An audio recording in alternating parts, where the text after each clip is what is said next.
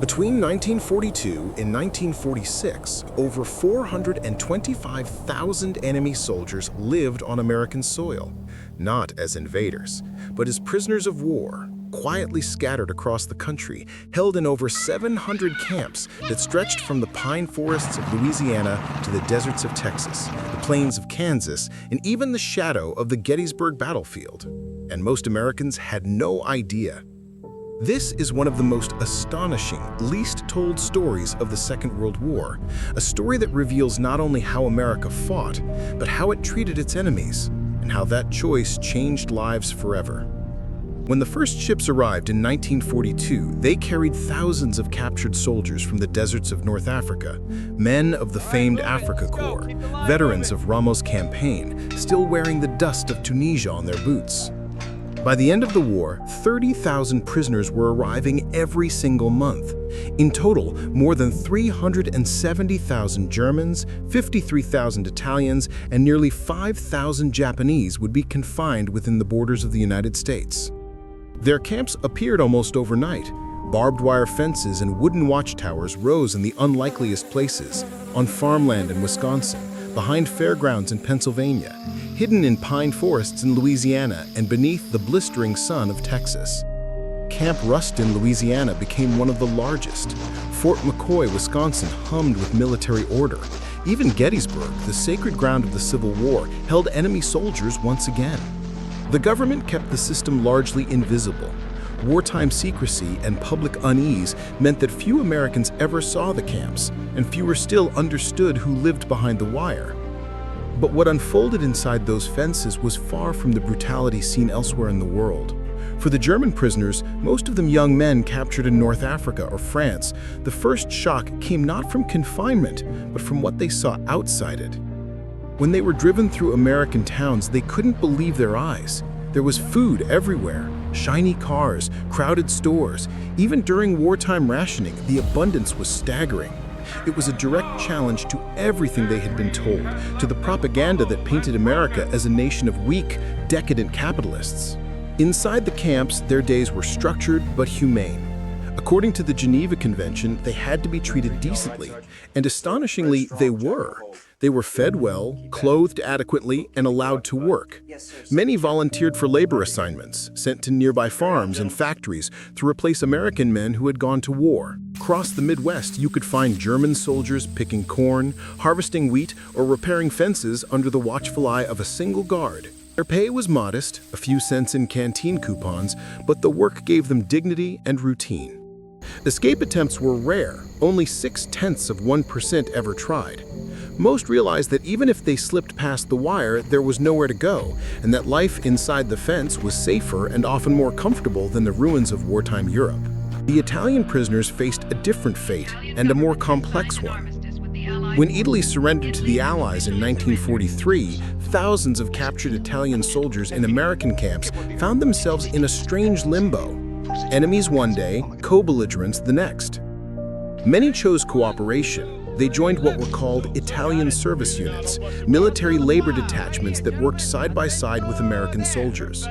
Their loyalty earned them privileges, access to recreation, swimming pools, religious services, and even dances with local communities. In small towns across the South and Midwest, Italians became familiar, even welcome faces. They taught cooking classes, sang opera arias, and attended Sunday Mass with their guards. For many Americans, it was their first encounter with the enemy, and the experience was disarming. These were men, not monsters. The Japanese prisoners, by contrast, were far fewer, about 5,000 in total, and their treatment reflected the scars of a different war. The Pacific conflict had been brutal beyond measure. Reports of atrocities, kamikaze attacks, and unrelenting resistance fueled deep resentment among the American public. As a result, Japanese POWs were often isolated and monitored more strictly. Discipline was harsher and opportunities fewer. Yet, even then, the U.S. military followed the Geneva Convention.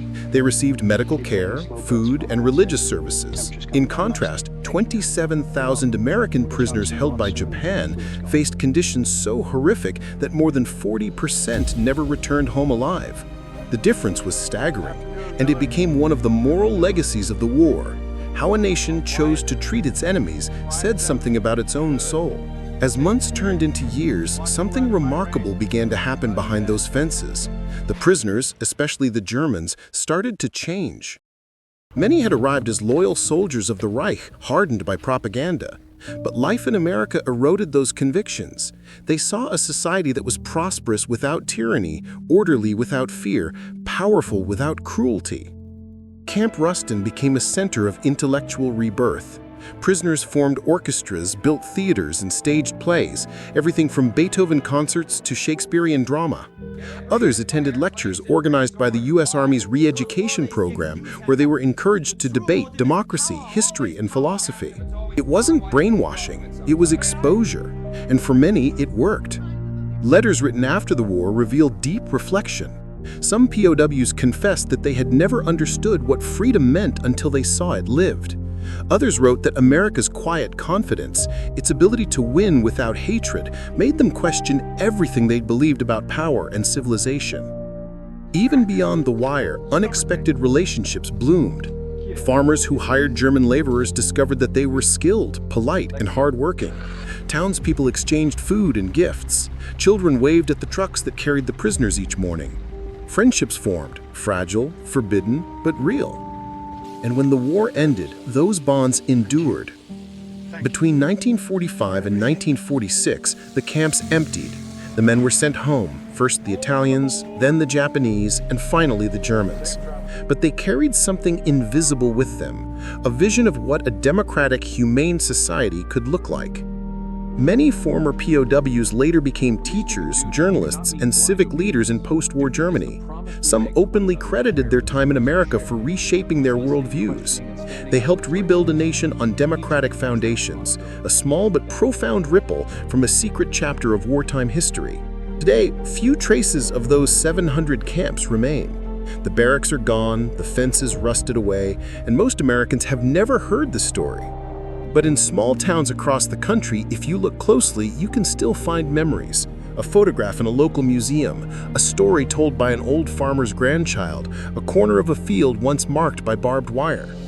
It's a reminder that even in war, humanity can survive, that mercy can be a weapon stronger than hate, and that sometimes the most powerful victories are not won on battlefields, but behind fences in the quiet transformation of the human heart.